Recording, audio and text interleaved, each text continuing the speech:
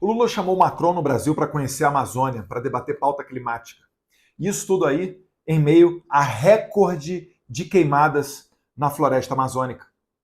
Isso tudo aí em meio a recorde de assassinato de índios Yanomamis. Os mesmos índios que os artistas faziam cara de paisagem, de super preocupados, falando que Bolsonaro estava promovendo um genocídio.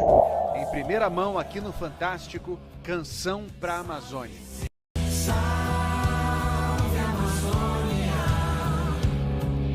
salve-se a selva ou não se salva o mundo. Salve Amazônia. Pois bem, agora essa mesma população indígena está morrendo em maior número e esses artistas não falam em genocídio. Mas também, né? 16 bilhões de reais para a Lei Rouanet é um excelente motivo para pessoas sem escrúpulos ficarem caladas. É verdade. Esse pessoal não está muito preocupado com a situação do Brasil, não. Estão mais preocupados com o bolso dele mesmos. Mas deixa isso de lado um pouquinho, porque o mais importante, e que as pessoas pouco prestaram atenção, é que o Macron condecorou o índio Raoni com a maior honraria da França, na cara do Lula. Monsieur Rodney Métouk-Tiré, au nom de la République française, nous vous faisons chevalier de la Légion d'honneur.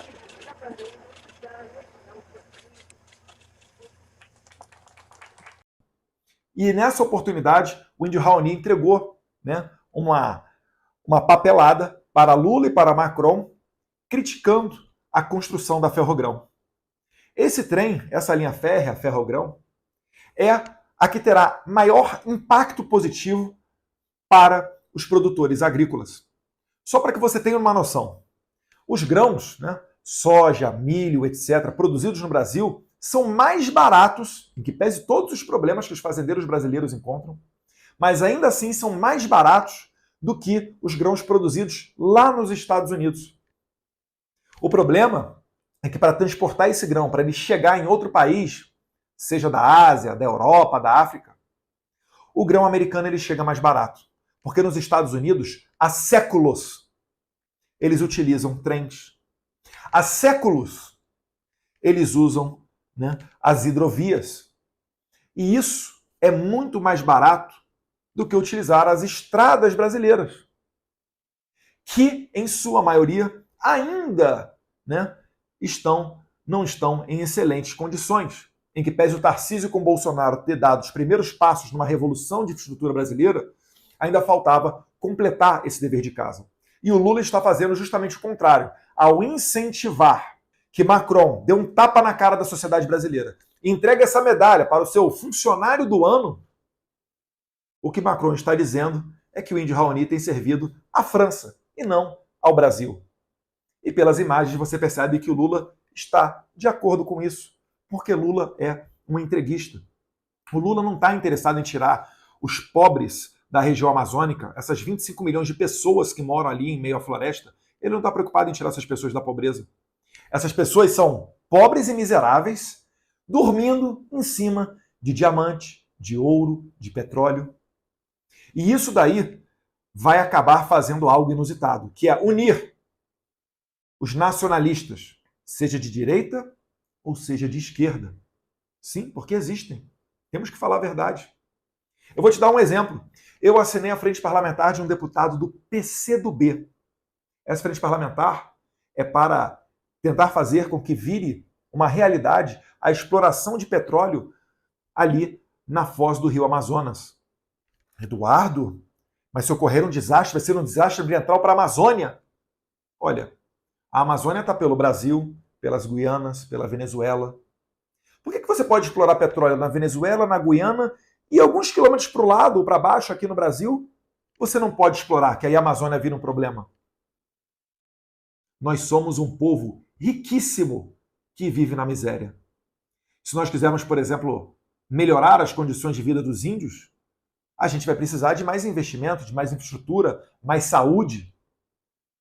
Esse dinheiro tem que vir de algum lugar. Por que não da exploração do petróleo? Por que não de uma extração sustentável de diamante, de ouro e outros minerais que a gente tem na floresta amazônica? Por que a gente tem que deixar só os gringos fazer o que eles bem entenderem pelo mundo, na África, ou agora aqui na Guiana Francesa? E nós temos que viver em condição de miserabilidade.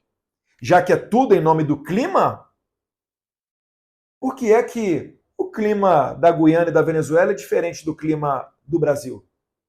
É claro que não é.